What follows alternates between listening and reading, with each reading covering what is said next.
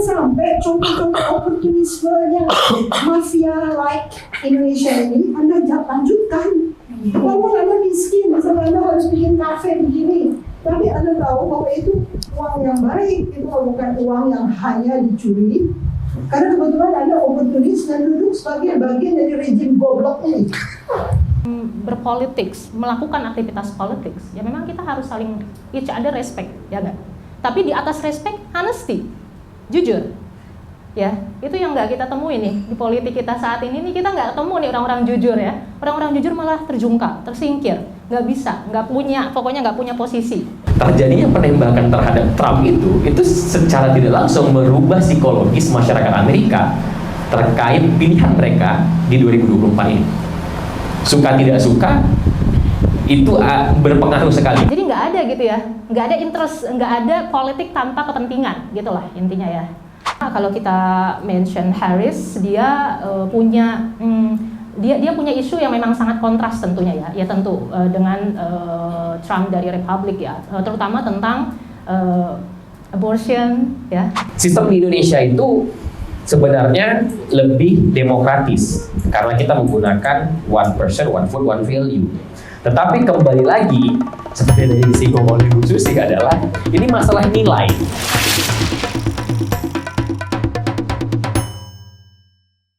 Selamat sore teman-teman semuanya, perkenalkan nama aku Deva Siti Fauzia, bisa dipanggil Deva. Aku mahasiswa ilmu politik UIN Jakarta semester 4, insya Allah akan ke semester 5 selaku moderator yang memang akan memandu jalannya diskusi pada sore hari ini.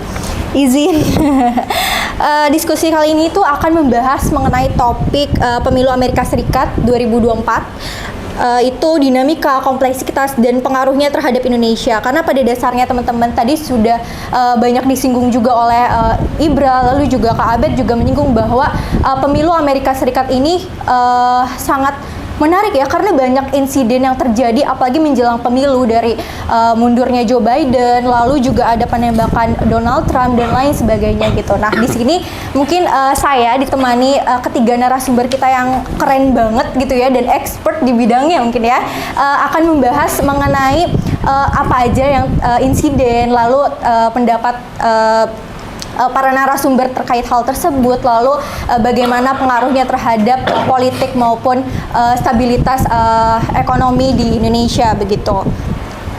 Tadi sebenarnya sudah diperkenalkan sama Kakak MC, tapi aku mau memperkenalkan sekali lagi. Di sini aku ditemani ketiga narasumber. Ada di sebelah saya itu ada Ibu Ana, dosen akademisi ilmu politik UIN Jakarta. Selamat siang, selamat sore Ibu. Apa kabar? Oke, baik. Lalu juga di sebelahnya ada Ibu Susi Sudarman, Ketua Pusat Kajian Amerika Serikat Universitas Indonesia. Selamat sore Ibu, apa kabar? Oke, alhamdulillah. Lalu yang terakhir nih, cowok sendiri gitu ya, paling ganteng gitu. Selamat sore Kak Haikal. Nah, Kak Haikal ini peneliti perkumpulan untuk pemilu dan demokrasi ya, teman-teman dari Perludem nih, nanti bisa nanya-nanya terkait sistem pemilu yang ada di sistem pemilu yang memang berjalan di Amerika Serikat gitu ya tentunya. Dan apakah bagaimana ketika di-compare atau dibandingkan dengan sistem pemilu yang berjalan di Indonesia begitu. Sebelumnya mungkin daripada kayak nodong gitu ya, langsung tanya jawab gitu, saya akan menyampaikan sedikit prolog gitu ya, penjelasan mengenai pemilu Amerika Serikat biar lebih nyambung gitu ya, kita ngalir aja gitu. Nah, sebenarnya teman-teman, pemilu presiden Amerika Serikat tahun ini, tahun 2024 itu adalah pemilu presiden ke-60, which is itu udah banyak banget ya gitu dibanding di Indonesia. Itu Indonesia baru beberapa kali kan, sedangkan di Amerika Serikat itu udah 60 gitu ya, udah ke-60 di tahun ini tuh gitu. Tapi sayangnya memang yang kandidatnya itu berasal dari kedua partai yang dominan saja gitu, Partai Republik dan Partai Demokrat gitu. Ini mungkin langsung ke pertanyaan gitu ya. Mengingat tadi juga prolognya bahwa kandidat yang memang maju pada tahun 2024 itu berasal dari kedua partai tersebut juga begitu ya. Nah, sebelum kita membahas mengenai mundurnya Joe Biden gitu ya, mungkin berawal dari tanggal 27 Juni Itu debat pertamanya pemilu AS yang mana katanya itu banyak memicu pertanyaan dan keraguan gitu terhadap Joe Biden, dan akhirnya ada desakan dari partainya sendiri yaitu Demokrat agar Biden itu mundur aja gitu. Tapi tanggal 5 Juli itu Joe Biden malah membela kalau oke, saya bisa gitu, sebenarnya saya bisa mengalahkan Donald Trump gitu. Lalu tanggal 11 Juli itu Joe Biden juga bahkan melakukan konferensi yang dia menegaskan sekali lagi kalau misalnya dia akan mampu mengalahkan Donald Trump di pemilu tahun 2024 ini begitu. Namun sayangnya di tanggal 17 Juli Joe Biden itu terdiagnosis COVID-19, lalu tanggal 19 Juli dia menyampaikan pesan optimis kalau dia akan melakukan kampanye lagi setelah pasca sembuhnya dari COVID-19 begitu. Lalu tanggal 21 Juli sayangnya 2 hari setelah Joe Biden memberikan pesan bahwa dia optimis untuk melakukan kampanye lagi, tanggal 21 Juli itu melalui unggahannya di media sosial X menyatakan mundur dari kontestasi pemilu 2024. Ini kan menimbulkan pertanyaan gitu ya bagi kita, kayak kenapa 2 hari setelah dia masih optimis nih mengalahkan Donald Trump tapi malah mengundurkan diri gitu.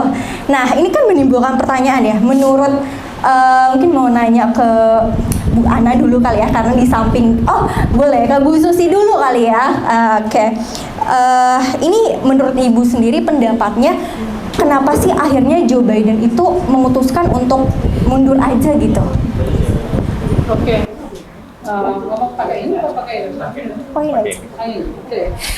Saya sebetulnya melihat anak-anak muda ini, saya ingin menyampaikan pesan saya. Karena sebetulnya sekaligus mengajarkan ya. Jadi melihat komparasi dengan Amerika dengan pelajaran-pelajaran yang bisa diterapkan untuk Indonesia sendiri. Kita sedang mengalami kekacauan, Anda tahu sendiri ya. Anak muda nggak tahu lagi ujung pangkal, nilai-nilai yang harus diambil dan sebagainya. Dan saya melihat Joe Biden ini atau orang Amerika biasanya dia menyampaikan pesan-pesan karena sebetulnya pengajaran ideologinya bisa ditimba pada saat krisis ya. Krisis di Amerika itu krisis yang terjadi sudah lama sekali karena dia kan hegemoni ya. Hegemoni artinya harus terus berperang. Padahal sebetulnya dana dia nggak cukup. Jadi akhirnya terpecah di dalam negerinya antara kelompok alt-right atau kelompok kanan dengan kelompok yang membela kelompok kiri gitu ya. Nah, kenapa mundur? Kalau saya bilang begini, kelihatannya setelah konvensi Partai Republik itu yang menggelegar ya, invigorating untuk rakyat-rakyat kanan di Amerika yang mengerikan itu, akhirnya Joe Biden nyodok gitu, karena pintar. Dia meninggalkan exit dari sistem itu dengan meninggalkan pesan-pesan. Saya tertarik dengan pesan-pesannya itu kan mengandung pelajaran ya, pelajaran yang dahsyat sekali. Terutama dia pidato kemarin ini. Dia mengingatkan rakyat Amerika kan Jefferson yang menulis tentang immortal words that guide the nation, yang kata-kata presiden sebelumnya, oke?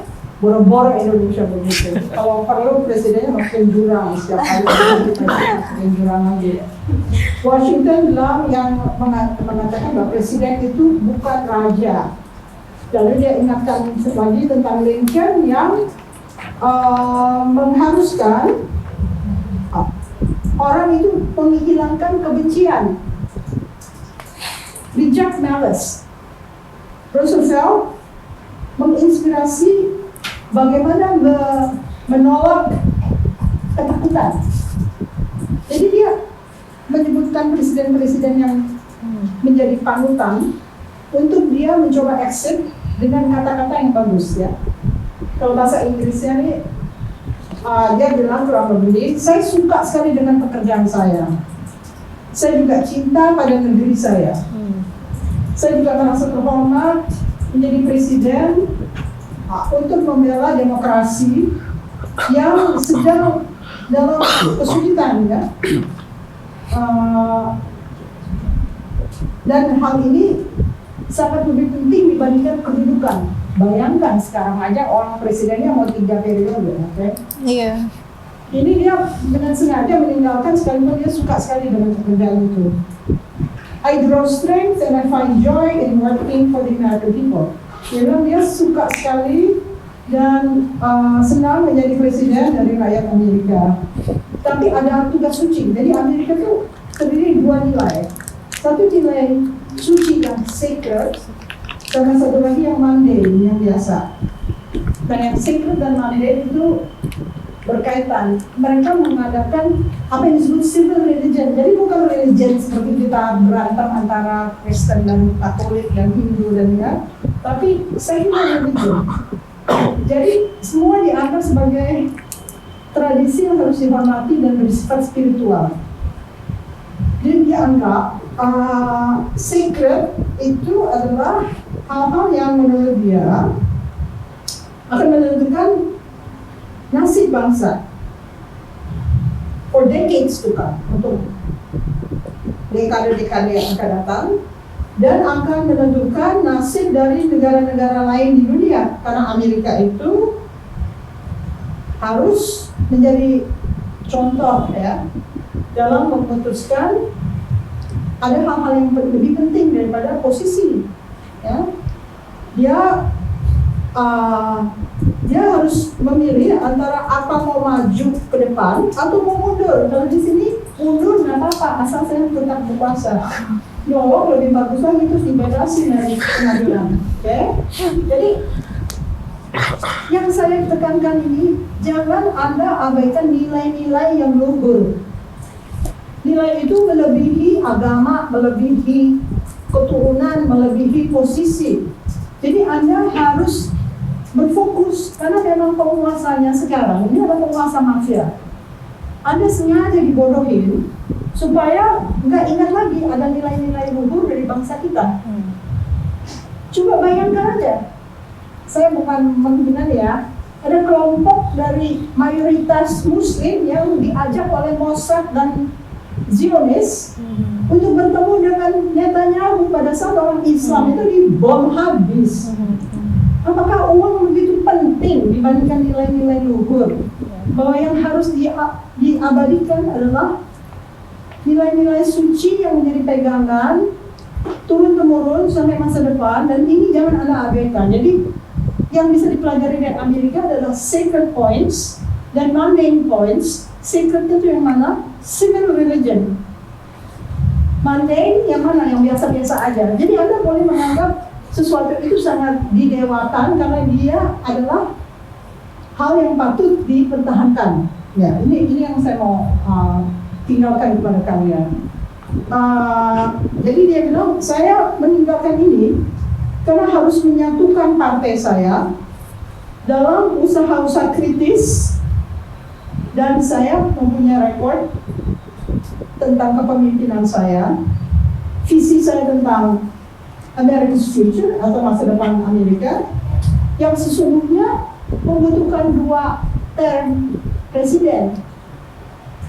Tapi dia mengabaikan itu karena mau menyelamatkan demokrasi yang harus mengabaikan personal ambition. Nah, ini yang apa?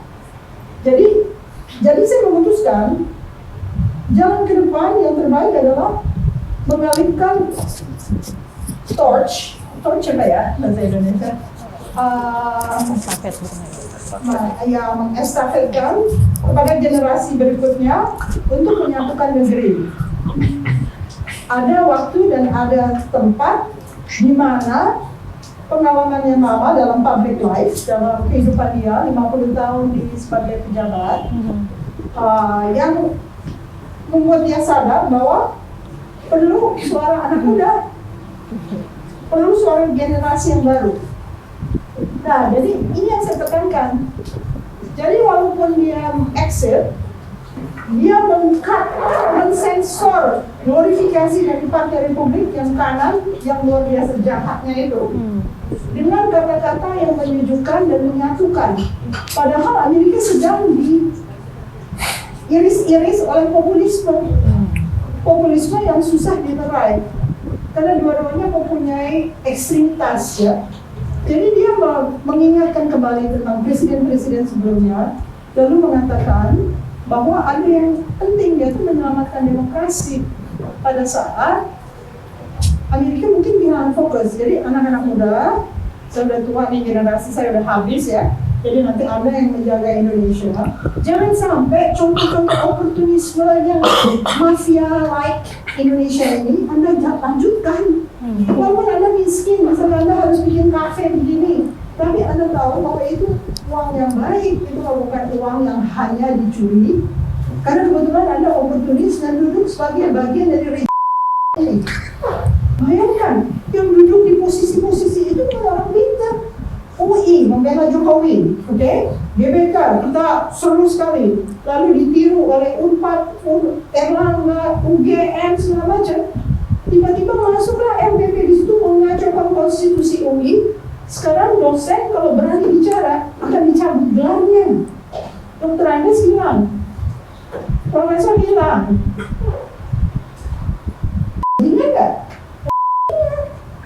Orang Indonesia diam karena sebenarnya tidak ada focal point. Focal point itu adalah nilai-nilai yang luhur. Kalau Anda berjuang atas nilai-nilai, kita lewatin personality, bukan Jokowinya tapi nilainya. Kenapa dia hadir terus? Nanti kan? Kenapa nggak dilawan? Kenapa orang diam saja?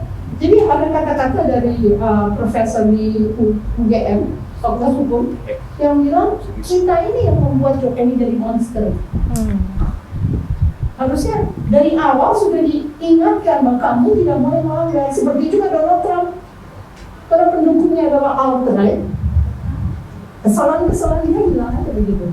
Tiba-tiba sekarang ketemu lah prosecutor melawan felon, artinya jaksa melawan pesakitan. Ya itu aja yang saya ingin tinggalkan, karena jangan lupa isunya ini pergulatan nilai. Is a universal, is a global struggle for values. Nah, values itu universal tentunya. Values of human rights, values of democracy, values of integrity. Jadi yang saya harus pegang, saya kutip dari dari YouTube ya, competence, integrity, accountability. Anda kalau mau jadi pejabat ya kompeten dong. Bukan nanti kamu di ARI ini, ketua Indonesia saya juga yang dukung. Ditaruh di Menkominfo nggak? Dia nggak punya kamu berat banget, nanti nggak?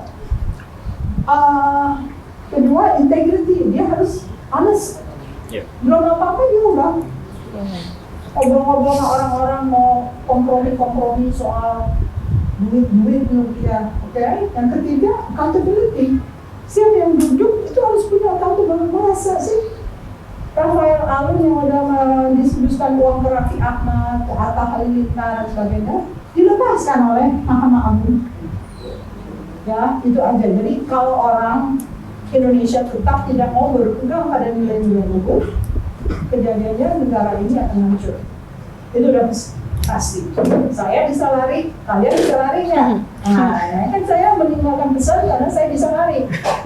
Jadi jangan sampai kalian jadi korban seperti orang Palestina. Oke, that's it. Ya, itu aja.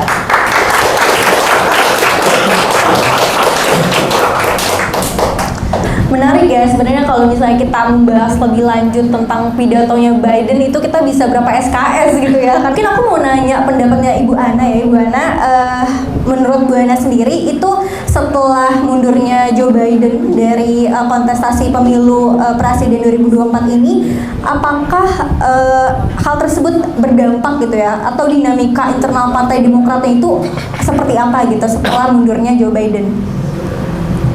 Oke, juga. Boleh. Bismillahirrahmanirrahim. Assalamualaikum warahmatullahi wabarakatuh. Selamat sore. Selamat sore. Masih semangat? Semangat. Biasanya kalau udah sore udah redup kan gitu ya.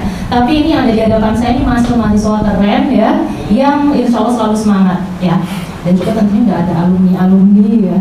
Pokoknya tadi saya mengaffirm statement Ibu Susi bahwa pemuda ini harus menjadi garda terdepan untuk membangun bangsa Indonesia.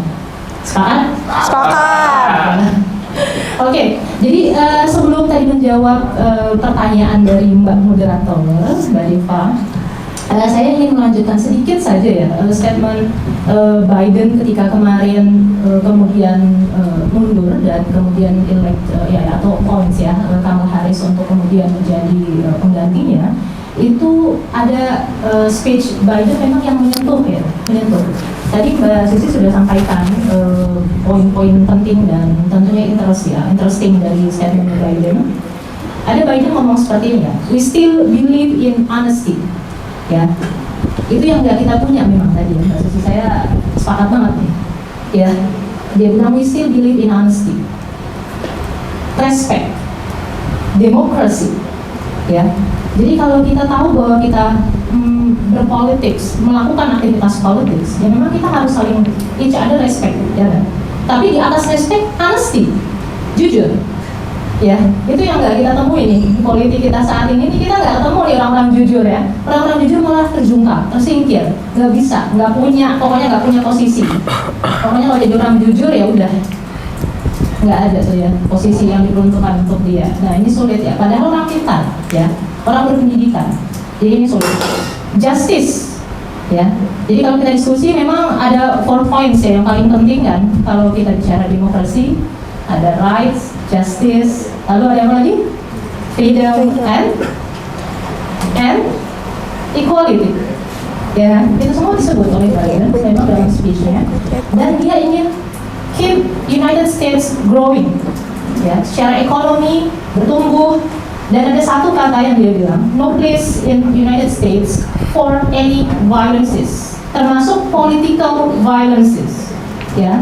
Karena dinamika politik di Amerika Serikat juga kawan-kawan pasti sudah tahu ya, karena jelang pemilu 2024 di Amerika Serikat ini banyak banget ya bahasan-bahasan dan konten YouTube yang kemudian bisa kita lihat ya kawan-kawan ya, dan itu semua insya Allah memperkaya ya insight dan hazanah kita untuk mengetahui bagaimana sih dinamika perpolitikan di Amerika Serikat sebagai state ya, yang menjadi sorotan dan kemudian juga menjadi apa biasanya nih kalau kita lihat Amerika Serikat menjadi contoh. Ya, kita tiru, kita contoh bahwa itu negara adidaya yang kemudian demokrasinya sudah established dan lainnya. Tapi ya beda lagi memang kalau kita bicara tentang women and politics di United States ya. Nah, ini tadi pertanyaannya menarik nih kemudian ke pertanyaannya Mbak Deva ya. Sekilas saya akan sampaikan bahwa gimana sih kemudian tanggapan ataupun dinamika internal di Demokrat begitu ya setelah Kamala itu menggantikan ya Biden untuk maju gitu ya pencalonan Capres 2024. Nah ini ada beberapa hal yang mungkin nanti kawan-kawan bisa search juga ya. Tapi beberapa poin yang unik ini, pertama, setelah Biden memutuskan bahwa Harris akan menggantikan dia, ya, langsung ya donasi dari masyarakat dan juga para bilioner ya, tapi bukan hanya bilioner ya, masyarakat itu terkumpul banyak sekali ya Mbak Susi ya. Ya. Terkumpul banyak banget kawan-kawan. 24 jam mengumpulkan 81 miliar. Exactly. Dalam Dari 1 hari coba. 488 penyumbang kecil-kecil, jadi minimal 91 dolar. Orang kecil-kecil itu. Tiap orang $91, bayangkan. Dan donasi itu penting kalau di US election untuk membantu mobilitas ya Mbak Susi ya, Bang Rika, membantu mobilitas capres atau cawapres ya, untuk kemudian dia bisa campaign dan lainnya. Jadi ini mungkin juga satu hal yang kalau kita lihat di Indonesia, masyarakat juga kita nggak terlibat aktif ya. Kita apatis kalau kata Mbak Susi ya, saya sepakat. Kita apatis, tapi kalau di Amerika masyarakatnya itu dalam konteks political education mereka ikut berdonasi ketika mereka tahu bahwa oh ini saya akan milih dia nih, saya tahu dia capable, saya tahu dia kompeten dan lainnya. Itu pertama. Yang kedua, ketika sosok Harris itu maju kawan-kawan, ini jadi hal yang menarik ya, karena ya kalau kita belajar gender and politics tentunya as a woman kan ya Harris. Kita sambungkan supaya menggelegar. Kita sambungkan ya ke isu women and politics nih ya. Karena tadi pertanyaan Mbak Deva kan Bagaimana di internal Demokrat ya? Di internal Demokrat kemudian ya kawan-kawan, dukungan dari para senator itu juga banyak ya terhadap Kamala Harris. Itu pertama. Untuk isu tadi women in politics. Dan yang kedua, ya di Amerika Serikat sendiri, kawan-kawan pasti juga tahu ya, before Hillary pernah maju, ya, lalu kemudian Will, ya, tentunya kalah saat itu dengan Trump, meskipun dia popular vote-nya tinggi ya, terus ya, tapi electoral college-nya enggak ya. Jadi mungkin nanti yang juga bisa diulas sama Mbak Susi dan Bang Haikal tentang electoral college. Oke, nah ini juga yang Mbak Susi bilang dicurangi itu juga bisa kita sinkronisasikan juga Mbak Susi dengan isu bagaimana perempuan juga masih dilihat ya oleh masyarakat states ya, United States of America I mean. Nah, jadi kalau Harris ini kemudian mencalonkan diri ya, nah ini perempuan kedua di states, dan kalau dia menang begitu kawan-kawan ya, ini the first Asian American President of United States of America. Jadi kulit warna ya, bukan lagi kulit putih yang kemudian leading di United States. Mungkin itu ya. Jadi internal Demokratnya itu sendiri juga ya tentunya ada yang masih gamang, tapi kemudian saya baca beberapa sudah banyak yang mendukung, dan tadi donasi berkembang, dan juga isu tentang perempuan itu makin marak ya kawan-kawan, terutama yang terakhir ya, di YouTube bisa kawan-kawan lihat bagaimana perempuan Trump, bahasanya itu perempuan Trump ya, yang tadi yang memilih Trump, mereka akhirnya mempertimbangkan untuk memilih Kamala Harris. Terima kasih. Oke, tepuk tangan dulu. Oke, menarik sekali ya. Tadi udah bahas juga sedikit menyinggung tentang posisi perempuan Kamala Harris yang nantinya mungkin akan menggantikan Joe Biden begitu ya. Sebenarnya tadi mau nanya lebih lanjut tentang Kamala Harris, tapi kita melipir dulu ke Kak Haikal. Kita mau nanya juga nih, menurut Kak Haikal sendiri dampak internal terhadap pemunduran Joe Biden ini di internal Partai Demokrat itu seperti apa menurut Kak Haikal? Baik, terima kasih. Sebelumnya Assalamualaikum warahmatullahi wabarakatuh teman-teman semuanya. Mungkin saya tidak terkenal Bu Susi dan juga Mbak Ana. Perkenalkan, nama saya Haikal. Saya peneliti di Perkumpulan untuk Pemilu dan Demokrasi atau Perludem, yang bergerak di kajian terkait dengan pemilu dan juga hukum dan demokrasi. Ya, karena background saya memang bukan politik ya. Saya disclaimer terlebih dahulu. Background saya adalah hukum tata negara. Jadi mungkin saya akan sedikit mengaitkannya dengan konteks ketatanegaraan. Ya. Nah, jadi ketika kita berbicara terkait dengan mundurnya Biden ya, ini juga tidak bisa kita lepaskan dari beberapa fenomena ataupun peristiwa yang melatar belakangi itu. Kalau kita melihat dari beberapa bulan terakhir atau beberapa mungkin di 1 tahun ke belakang, kita bisa melihat banyak sekali kritik sebenarnya terhadap yang dilontarkan, baik itu dari luar maupun dari internal pemerintahan Amerika sendiri gitu. Karena beberapa kali Presiden Joe Biden itu melakukan, mungkin kita disampaikan blunder ya, blunder secara menjalankan tugasnya sebagai seorang presiden. Misalnya yang cukup terkenal dan seliweran di sosial media, misalnya terkait dia menyampaikan salah sebut nama Putin dan Zelensky di depan Zelensky itu sendiri gitu. Itu kan membawa dampak sebenarnya secara psikologis seorang presiden negara teradidaya di dunia salah menyampaikan itu membawa dampak psikologis sebenarnya terhadap kepemerintahan, termasuk juga terhadap partai yang menyokongnya atau partai yang mendelegasikannya, yaitu Partai Demokrat. Jadi peristiwa-peristiwa itu kemudian membawa dampak psikologis secara ketatanegaraan dan menyimpulkan atau melahirkan pertanyaan-pertanyaan sendiri, baik itu dari orang yang ada di luar atau warga negara Amerika atau warga negara dunia, termasuk juga orang-orang di dalam Partai Demokrat. Nah, hal itu kemudian memang terkonfirmasi ya dengan masih adanya seperti pertanyaan di dalam beberapa bulan terakhir, apakah Biden masih layak untuk kemudian menjadi seorang presiden dengan disleksia yang dialaminya, lalu kemudian apakah dia layak untuk running for 2024 election. Nah itu kan pertanyaan-pertanyaan yang kemudian menyebabkan internal Partai Demokrat sendiri itu menjadi ada goncangan ya di dalam proses pencalonan. Karena sebenarnya kan kalau kita melihat Biden itu belum dinobatkan secara resmi oleh Partai Demokrat, karena kalau saya tidak salah konvensinya itu akan berjalan di Agustus nanti, 19 sampai 22 Agustus kalau saya tidak salah. Nah, atau kita intermezzo sedikit, jadi di Amerika Serikat itu ada yang namanya sistem konvensi, berbeda dengan Indonesia. Mungkin itu juga Bu Susi kenapa kemudian di Indonesia ini calon-calon yang lahir itu mungkin tidak kompeten ya, karena tidak ada proses kaderisasi.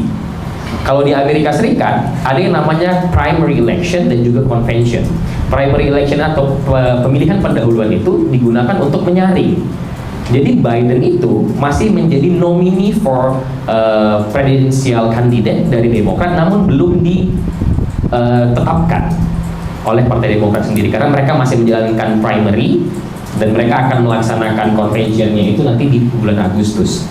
Dan akhirnya Biden memutuskan untuk kemudian mundur dari pencalonan dirinya dan mengendorse ya Kamala Harris untuk menjadi penggantinya sebagai calon presiden dari Partai Demokrat, walaupun kembali lagi sebagai kita bisa menggarisbawahi itu belum menjadi suatu yang pasti karena kita akan melihat nanti hasil dari convention Partai Demokrat seperti apa. Nah, kalau saya tidak salah, saya sudah mendengarkan atau sudah ada desas-desus bahwa Biden itu akan mundur itu sudah dari awal Juli kemarin ya. Sudah ada desas-desus bahwa Kamala Harris akan menggantikan posisi karena Biden akan drop for the candidate untuk 2024 election gitu. Nah, dampaknya ini sebenarnya kalau menurut saya secara pribadi, analisis yang saya bisa sampaikan adalah ini tindakan Biden untuk menyampaikan mundurnya dirinya di beberapa hari belakang itu sebenarnya sudah dipersiapkan. Itu sudah menjadi persiapan, sudah melalui proses diskusi yang matang, sudah melalui proses kalau kita bahasa Indonesianya berembuk lah yang musyawarah di antara Partai Demokrat, internal Partai Demokrat untuk kemudian menggantikan Biden karena sudah dianggap tidak lagi mampu untuk mengemban posisi itu. Lalu ketika ditanya bagaimana dampaknya terhadap Partai Demokrat, nah ini yang kemudian saya sendiri masih cukup sulit untuk bisa membaca keadaannya karena entah kemudian Partai Demokrat sudah mengetahui atau sudah mempertimbangkan terjadinya penembakan terhadap Trump itu secara tidak langsung merubah psikologis masyarakat Amerika terkait pilihan mereka di 2024 ini. Suka tidak suka itu berpengaruh sekali. Apakah kemudian Demokrat sudah memperkirakan itu? Itu pertanyaan yang menurut saya sama-sama bisa kita sampaikan. Yang sama-sama kita bisa pertanyakan dan kita lihat hasilnya nanti. Tapi di dalam proses itu, saya meyakini peristiwa ditembaknya Trump itu sudah merubah konstelasi di dalam internal Partai Demokrat sendiri. Karena kalau memang kemunduran Biden sudah dipersiapkan sejak awal Juli kemarin dan ada terjadi peristiwa penembakan Trump, maka step ataupun planning yang sudah disiapkan pasti akan berubah. Pasti itu akan berubah dan kita akan melihat hasilnya nanti pada saat Partai Demokrat akan melakukan convention. Namun mungkin saya juga ingin sampaikan pesan dari proses mundurnya Biden ini seperti disampaikan Bu Susi tadi, bahwa ini yang kemudian kalau kita lihat dalam konteks keindonesiaan ini yang tidak dimiliki oleh pejabat publik kita. Pejabat publik di Amerika Serikat ketika ada desakan dari publik, dari partainya sendiri, dari masyarakat, bahwa yang mempertanyakan kapabilitas dan kapasitas dirinya dalam mengemban sesuatu amanah, dia akan mengintrospeksi dan mencoba mencari jalan keluar itu. Kalau jalan keluarnya adalah mundur, walaupun ini dalam konteks pencalonan presiden ya, dia menyatakan dirinya akan mundur. Tapi apakah itu kemudian ada di dalam diri pejabat publik Indonesia? itu yang kemudian hilang sebenarnya. Jadi saya sepakat sekali tadi seperti yang disampaikan Bu Susi bahwa proses politik di Indonesia ini seringkali kehilangan value. Kita sangat mudah untuk berubah pandangan, tidak kemudian memahami apa yang dimaksud dengan ideologi, sehingga itu juga yang menyebabkan orang-orang yang duduk, walaupun sudah banyak yang kemudian menganggap dirinya tidak lagi layak, tetapi dia tetap berdiri dan mengemban amanah, walaupun kita sama-sama tahu dia sudah tidak tepat untuk mengemban amanah itu. Jadi sedikit kesimpulan tadi, kalau ditanya bagaimana kondisi Partai Demokrat di Amerika pada saat ini, saya yakin mereka sudah punya planning, dan saya rasa si Kamala Harris tetap akan run for the candidate presiden, dan dia karena ada banyak kebijakan dan juga keuntungan ya dengan mencalonkan Kamala Harris. Yang paling utama dia adalah she is not white people and she is a woman. Oke, itu terima kasih.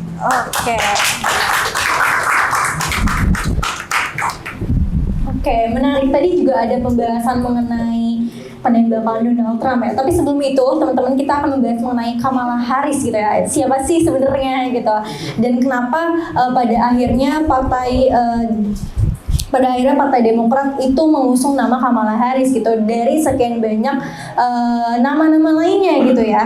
Nah, pertanyaannya mungkin untuk Bu Susi ya. Bu Susi, aku mau nanya pendapat Ibu Susi, itu apakah sosok perempuan, yaitu di sini sosoknya itu adalah Kamala Harris sebagai presiden Amerika nantinya, itu sebagai kandidat presiden Amerika itu udah mampu menandingi Trump gitu, yang memang popularitas di Amerika Serikat sendiri sudah lumayan banyak gitu ya, udah populer sekali begitu. Kalau saya melihat potensi anak muda yang sudah protes keras soal pembunuhan di Palestina. Oke, millennials itu sudah mengobrak-abrik situasi politik di Amerika Serikat, sehingga mereka harus mencari orang yang kira-kira merepresentasi, dan Joe Biden dianggap sebagai genocidal, ya. Dia lebih memihak kepada Netanyahu, walaupun sebenarnya kalau Amerika itu satu, ya, dia lihai dan dia banyak tipunya. Jadi kalau misalnya Amerika seakan-akan membela Netanyahu, sebetulnya itu adalah creative ambiguity namanya. Kadang-kadang dia terlihat memihak, tapi pada akhirnya dia memutuskan throw him under the bus gitu loh, buang, ngerti nggak? Kalau kita terlalu fanatik terhadap satu keputusan, jarang bisa beralih.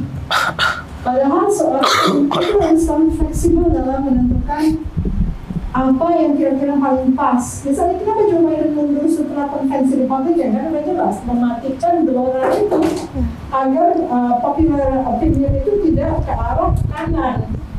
Lalu kenapa Kamala Harris? Ya mereka harus mencoba, dan dalam pidato terakhir itu Kamala Harris dalam menghadapi Netanyahu, dia bilang boleh kamu mempertahankan Israel, tapi cara kamu saya tidak bisa terima.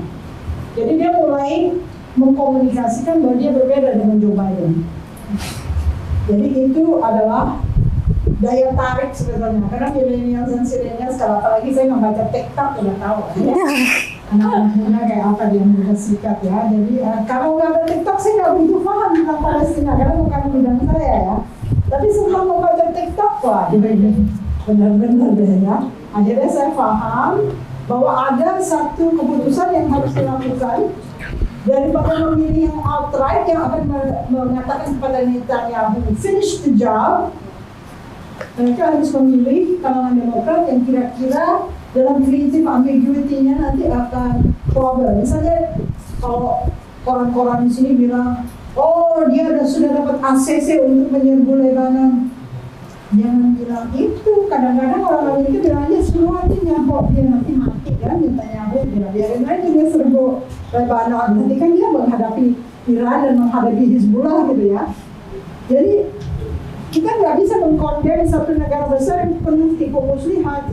Makanya kalau kita menghadapi Amerika kok kayaknya kurang paham ya. Mereka merasa kalau mereka udah lihat Marvel, baca-baca komik, lihat film, mereka udah paham Amerika. Tapi paham tipu muslihat seorang pemimpin hegemonik Itu Anda harus tahu bahwa what he says may not be the real truth, okay? Malah kadang-kadang profesor saya, si Bruce Cummings akan bilang, apprehending the imponderable, artinya yang ada dalam dokumen itu hanya menghabiskan hutan.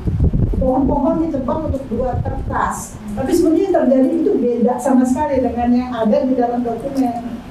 Jadi jawabannya adalah apa tadi pertanyaannya Kamala Harris kita nggak bisa baca kalau orang luar bilang wah sama aja, apalagi propaganda TikTok dari orang kanan akan bilang lihat nih Kamala Harris pidato di iPad supaya menurunkan pamor dia bahwa dia sama aja, padahal sebetulnya nggak ada orang Amerika yang individualis yang selalu sama mengikuti pakem-pakem sebelumnya.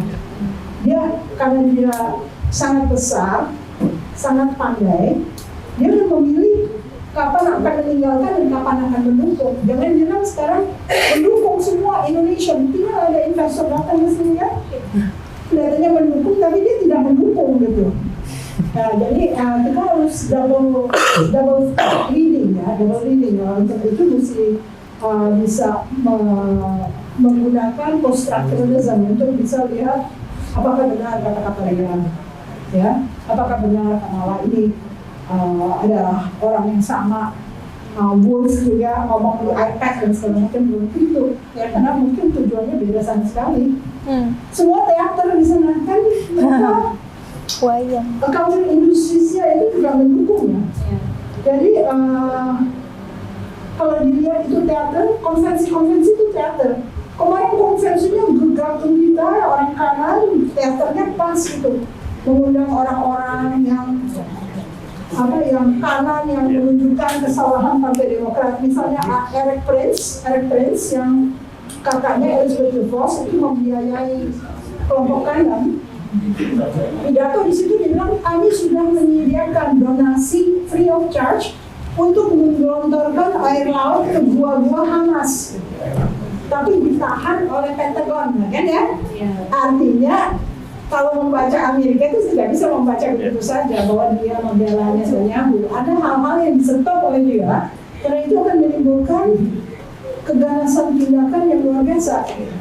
Bayangkan, ada 130 mil buahnya Hamas. Kalau itu dipenuhi, katanya ada binatang juga, ada sapi, ada segala macam ya. Ada mobil juga masuk ke dalam cave itu.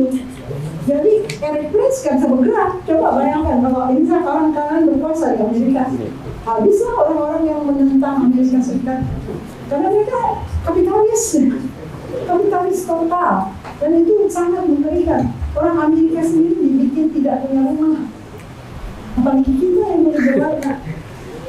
Terus kan itu aja. Oke. Hati-hati. Oke, tepuk tangan dulu dong teman-teman. Oke, menarik ya. Tadi kita udah membahas mengenai Kamala Harris itu apakah bisa menyaingi Donald Trump atau enggak gitu. Kita nggak tahu sebenarnya ya. Oke, kita lanjut ke pembahasan penembakan Donald Trump yang juga topik tersebut panas ya di media sosial, banyak sekali, terlepas itu mereka merupakan warga Amerika Serikat maupun bukan. Indonesia juga bahkan sering sekali kasus ini, penembakan Donald Trump ini sering kali di-mention gitu di berita ataupun di media sosial sekalipun gitu. Banyak yang berspekulasi kenapa sih akhirnya itu, kenapa ditembak dan lain sebagainya begitu kan. Nah oke, mungkin mau nanya ke Bu Ana ya, Bu Ana.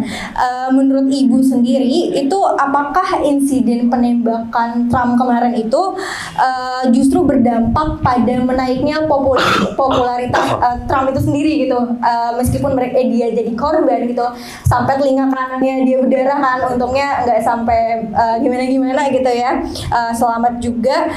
Apakah ketika dia setelah penembakan tersebut malah jadinya naikin popularitasnya Trump gitu, apalagi di masyarakat Amerika Serikat begitu. Gimana nih menurut Ibu sendiri? Oke, terima kasih Mbak Eva. Ya, baik kawan-kawan, kalau kita dengar berita tentang penembakan ya terhadap Trump, tadi udah di-mention dan di-explain sama Bang Haikal ya. Kalau saya mungkin akan lihat dari sudut pandang, pasti kalau kita istilahnya kita sedang mengalami ya tahun politik, begitu ya kawan-kawan ya. Itu banyak banget isu perpolitikan yang diangkat, either economic sector, either welfare gitu ya, education, and others. Nah, jadi kalau kita lihat penembakan Trump, mungkin kawan-kawan ya, kalau polling di awal atau survei di awal pasca penembakan Trump itu leading ya, Republik itu leading daripada Demokrat. Ya, dan People's United States itu ngasih simpati ya, bersimpati terhadap apa yang dialami oleh Trump saat itu. Tapi kawan-kawan, as Mbak Susi say, bahwa memang kalau dinamika politics dan kemudian elit-elit politics dan kita lihat konvensi ya, kemudian nanti ada dari internal tiap-tiap partai sendiri juga ya, istilahnya menyatakan dukungannya pada siapa dan lainnya. Itu polling yang tadinya Republik itu leading ya atas Demokrat, itu jadi berbalik lately ya, karena kan peristiwa itu sudah beberapa hari lalu. Jadi kalau kita bicara politics itu kan dinamis ya Mbak Susi dan Bang Haikal. Jadi kalau kita bicara politics itu lately sehari yang lalu kawan-kawan atau 2 hari yang lalu ya Bang, itu polling yang ada justru Kamala Harris itu unggul 4 poin daripada Trump ya. Jadi dinamika politics itu bisa rush gitu ya, maksudnya saking cepatnya isu-isu yang mereka sampaikan itu juga berpengaruh begitu ya kawan-kawan ya terhadap suara dari masyarakat ya. Tadi dua narasumber kita, Bang Haikal dan juga Mbak Susi tadi mention bahwa dinamikanya kan nggak bisa kita bilang bahwa lambat begitu ya dalam konteks politics ya kawan-kawan ya. Jadi saya pikir dan saya lihat kalau kita bicara bagaimana isu penembakan terhadap Trump dan juga kemudian dampak ya yang dikeluarkan ya ataupun yang ada begitulah kawan-kawan terhadap isu tersebut ya, kalau kita lihat polling yang ada awalnya simpati tapi kemudian menjadi gamang masyarakat United States dan kemudian menjadi malah berbalik mendukung Kamala Harris ya, meskipun kita tahu lah kawan-kawan ya kalau polling atau survei itu kan juga ya kita sama-sama tahu ya Mbak Susi, Bang Haikal Orang UIN lagi. ya bisa dibayar lah ya, jadi kita sama-sama tahu. Waduh, gimana Mbak Deva? Oke, gimana Mas Ibra? Jadi kita tahu bahwa polling itu ya kita nggak bisa percaya akan itu, tapi dinamika politik, proses politik yang kita lihat dalam beberapa tayangan YouTube kawan-kawan, karena ini sifatnya sangat cepat ya kontestasi ini sampai nanti ke konvensi. Nah itu Kamala Harris sudah leading ya, dan kalau kita lihat Mbak Deva dan juga kawan-kawan, ini kan kalau Trump itu dia udah punya calon untuk wakilnya dia ya nggak, fans ya kan. Fans itu kan dia datang dari, kawan-kawan ada yang tahu kan? Dia datang dari kalangan dia mewakili, merepresentasikan kalangan pekerja. Ya. Ya, Bang Haikal ya. Ya. Jadi fans ini menjadi titik ya krusial untuk Trump dilihat oleh publik bahwa oh ternyata Trump punya concern ya terhadap kalangan pekerja. Kan begitu. Dia melahirkan sebuah buku dan kemudian buku itu fantastik gitu ya, dia terkenal begitu, mungkin kalau kita bisa bilang bestseller begitu, tapi ya ada tapinya ya, ternyata fans juga punya kedekatan dengan billionaire. Iya. Nah itu nggak bisa dinafikan kawan-kawan. Jadi nggak ada gitu ya, nggak ada interest, nggak ada politik tanpa kepentingan gitulah intinya ya. Nggak ada murni ya seseorang itu memilih seseorang itu karena oh dia dari kalangan pekerja, nanti kemudian dia bisa meraup suara pekerja dan lainnya. Karena kita harus ingat ya, suara pekerja di United States of America itu suara yang paling merefleksikan swing voters. Iya, Mbak Suci, Bang Haikal ya. Jadi mereka tuh nggak bisa, sebetulnya kekuatan mereka tuh gini kawan-kawan, mereka tuh nggak bisa ditarik either ke Republik atau ke Demokrat. Mereka itu realistis. Realistis itu dalam arti program siapapun yang kemudian nanti akan menolong, membantu, pro terhadap mereka akan mempertimbangkan itu, gitu ya. Jadi mereka istilahnya kalangan yang paling penting untuk bisa diperebutkan suaranya, ya. Jadi mungkin saya merefleksikan itu, Mbak Deva, bagaimana penembakan terhadap penembakan terhadap Trump, ya. Saya melihatnya dari sudut pandang yang berbeda, ya. Bahwa kemudian tadi ada polling yang berbeda, ya, dari pasca penembakan sampai lately 2 hari lalu ataupun sehari lalu, ya. Lalu kemudian juga ada isu-isu yang kemudian diangkat, ya, kawan-kawan, ya. Terutama kalau kita mention Harris, dia punya punya isu yang memang sangat kontras tentunya, ya. Ya tentu dengan Trump dari Republik, ya. Terutama tentang abortion, ya, kesehatan reproduksi. Dan juga kalau saya lihat dalam pidatonya Kamala Harris, ya, salah satunya saya akan memperjuangkan apapun bentuk kebebasan dalam sebuah konstitusi, masuk dalam sebuah hukum, ya. Jadi either tadi isu abortion, either tadi isu kawan-kawan kesehatan reproduksi, juga satu yang penting juga kawan-kawan di United States itu isu transgender. Oke, terima kasih. Oke, tepuk tangan dulu dong. Mungkin tadi karena Kamala Harris juga seorang perempuan, ya, jadi lebih memprioritaskan isu-isu yang memang pengalaman sebagai seorang wanita begitu, ya. Oke, menarik sekali.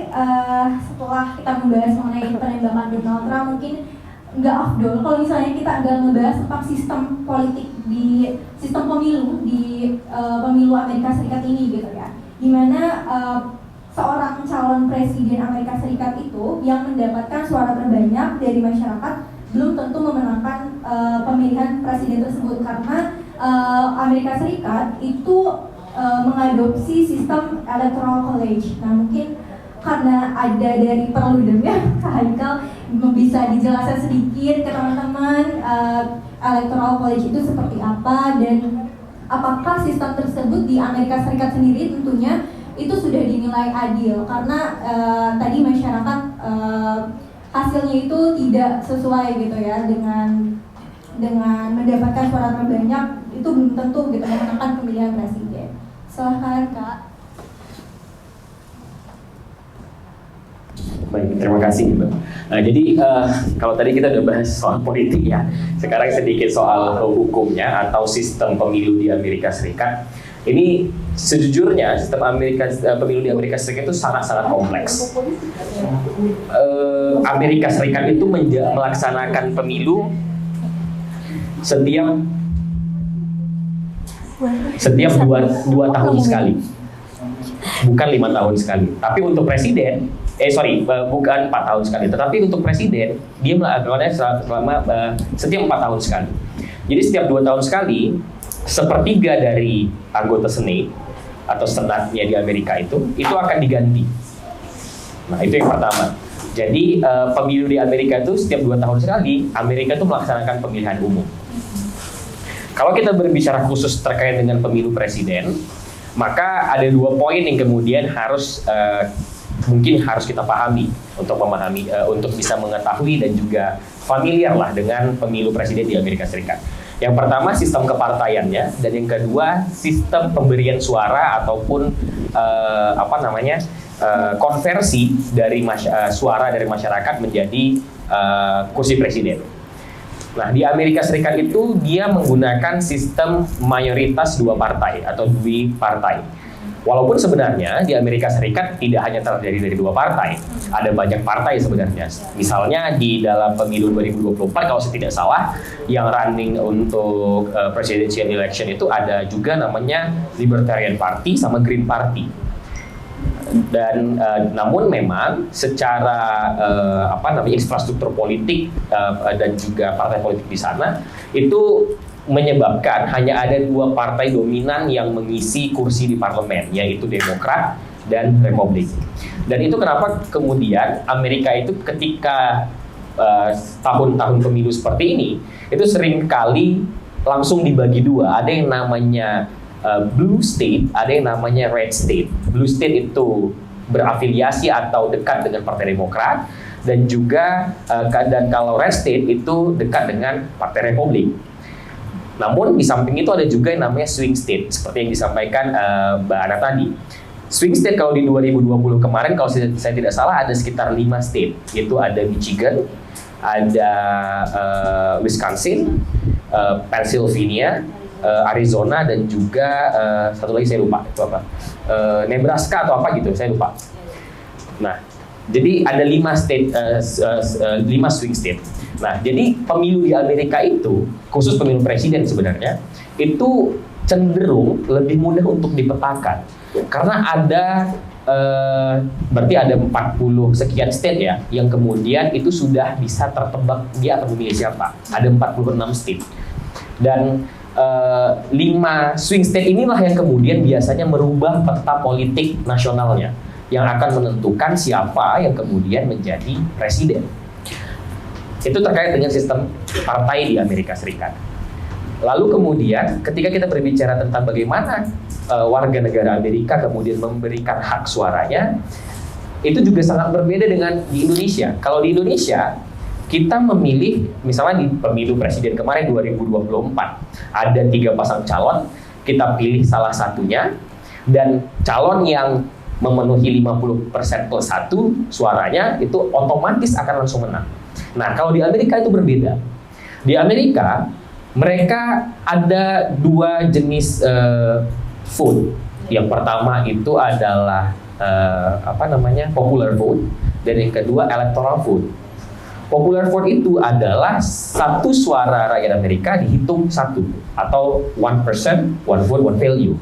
Namun yang menentukan bukan itu. Yang menentukan siapa yang akan menjadi presiden itu adalah electoral vote. Jadi ketika masyarakat Amerika atau warga negara Amerika datang ke ballot station atau TPS-nya atau menggunakan mail ballot dan sebagainya, mereka sebenarnya tidak memilih presidennya, tetapi mereka memilih wakil-wakilnya atau electoral college di setiap negara bagian. Jadi jumlah electoral college itu berdasarkan sensus 2020 yang akan digunakan untuk pemilu 2024 dan juga pemilu 2028. Total dari seluruh negara bagian di Amerika ada 538 electoral college. Nah, electoral college itu apa? Electoral college itu adalah orang-orang atau perwakilan-perwakilan dari setiap negara bagian yang akan memberikan suaranya, dan suara itulah yang kemudian dihitung sebagai suara pilihan dari negara bagian tersebut. Contohnya di California, negara bagian dengan electoral college terbesar ya, 54 kalau tidak salah. Nah, jadi misalnya di California itu ada 54 electoral college. Nah, sebagian besar dari negara-negara atau negara-negara bagian di Amerika Serikat itu mereka menggunakan sistem winner takes all. Jadi contoh tadi di California ada 54 electoral college. Siapa yang menang di dalam popular vote di California, otomatis itu akan mendapatkan 54 suara electoral college. Jadi kalau misalnya Demokrat, biasanya Demokrat ya, California itu dekat dengan Demokrat, dan saya rasa 2016-2020 itu juga tetap masih Demokrat. Misalnya di California, Demokrat menang dengan suara 50% plus 1. Let's say kita sebutlah itu misalnya Kamala Harris nanti menang. Maka Kamala Harris akan mendapatkan suara electoral college sebanyak 54 suara dari negara bagian California.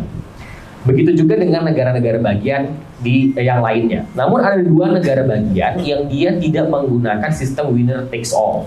Dia menggunakan sistem proporsional, yaitu Nebraska dan juga Maine. Nah, itu mereka menggunakan proporsional. Jadi mereka akan melihat siapa yang akan, apakah Demokrat mendapatkan 1 suara electoral college misalnya, dan Republik sisanya, atau sebaliknya. Nah, sistem electoral college ini sebenarnya saya sudah mencoba menyiapkan gambaran ya untuk ini, karena memang sangat-sangat sulit untuk dipahami kalau kita nggak ada gambaran petanya, peta Amerika. Jadi mungkin kawan-kawan bisa akses sekarang, teman-teman bisa coba buka yang website yang namanya 270twin.com. Nah, di situ ada satu peta yang saya mungkin bisa coba tunjukkan juga gambarnya, cuman memang mungkin agak kecil ya teman-teman ya.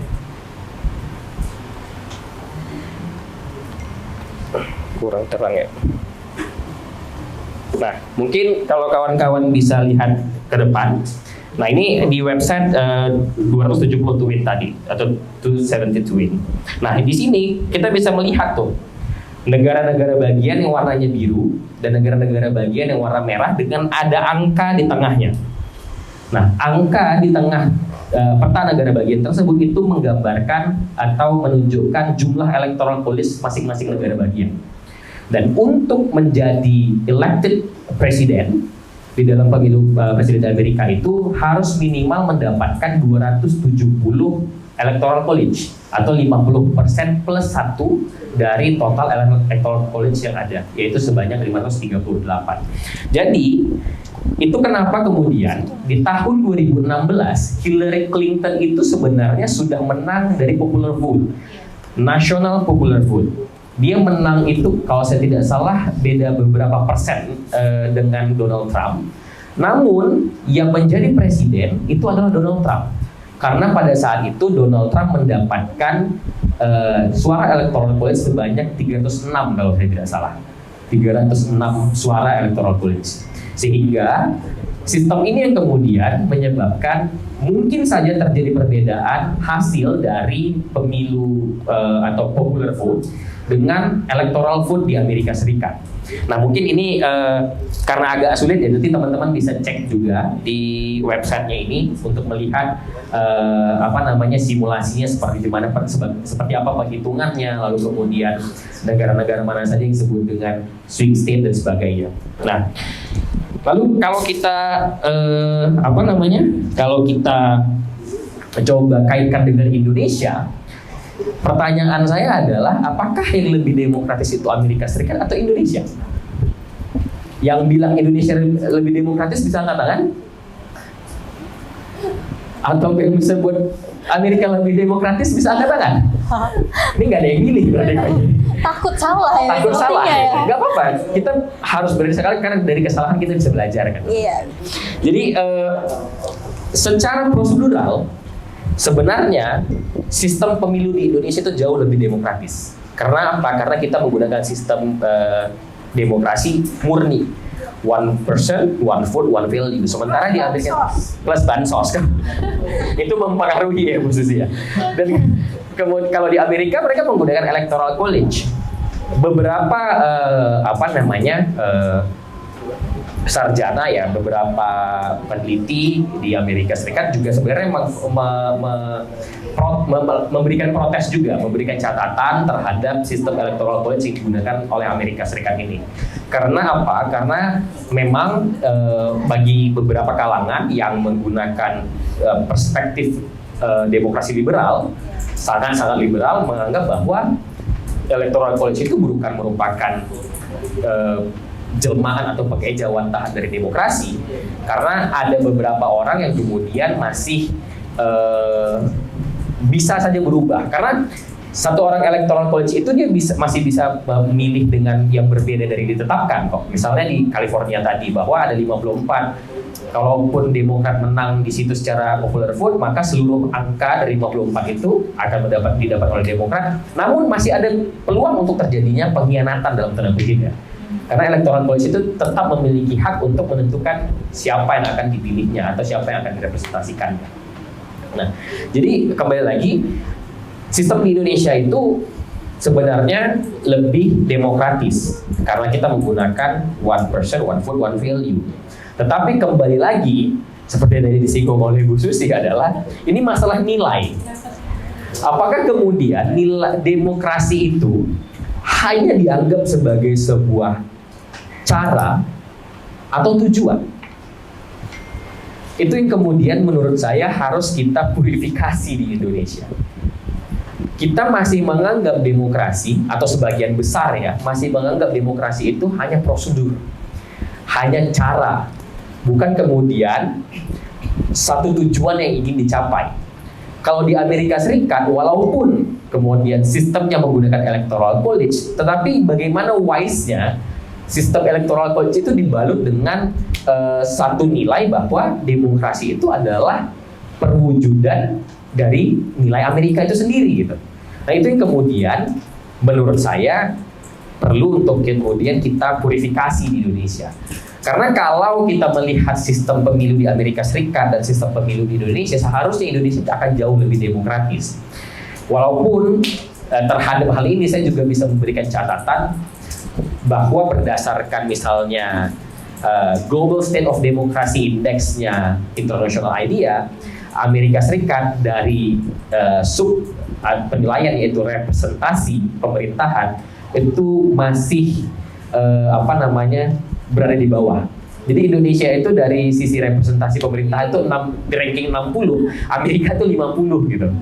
Jadi banyak sebenarnya yang bisa kemudian kita berikan catatan terutama terkait dengan electoral college tadi. Nah, mungkin saya juga paham teman-teman akan bingung dengan sistem electoral college ini karena memang saya ketika mempelajari juga cukup bingung kok bisa gitu hasilnya beda dan apa yang dimaksud dengan electoral college itu. Dan ya pada akhirnya tapi enaknya ya kalau kita berbicara dengan pemilu Amerika itu nggak kayak pemilu di Indonesia Bu Susi. Informasinya cepat kita bisa dapat, ada banyak platform tempat kita belajar, ada banyak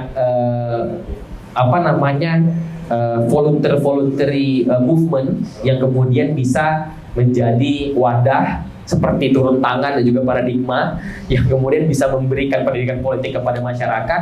Itu banyak sekali dan websitenya bertebaran.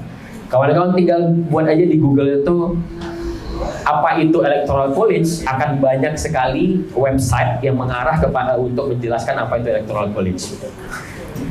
Mungkin saya rasa daripada kita semakin bingung ya, semakin bingung dengan electoral college ini, mungkin saya kembalikan dan nanti saya harap teman-teman bisa kembali mengulik sendiri bagaimana electoral college bekerja dan sistemnya seperti apa, karena memang sangat berbeda dengan Indonesia.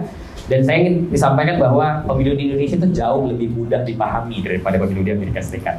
Tapi kenapa kita masih menghasilkan pemimpin yang kemudian dalam tanda kutip apakah itu demokratis gitu.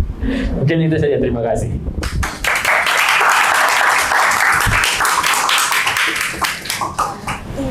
Sebelumnya terima kasih kepada ketiga narasumber kita, Bu Ana, Bu Susi, dan Kak Haikal udah menyampaikan pendapatnya dari mundurnya Joe Biden, lalu juga penembakan Donald Trump, sampai ke tadi ya pemahaman seputar sistem pemilunya Amerika Serikat yang sangat sulit ya untuk dipahami gitu. Dan semoga teman-teman dari setelah adanya diskusi ini teman-teman bisa lebih memahami sistem pemilu Amerika Serikat seperti apa, dan karena agak kompleks dari sistem pemilu di Indonesia itu mungkin bisa lebih dipahami lagi setelah pulang dari diskusi ini, biar pengetahuan baru kita akan terus tertanam gitu ya dalam otak.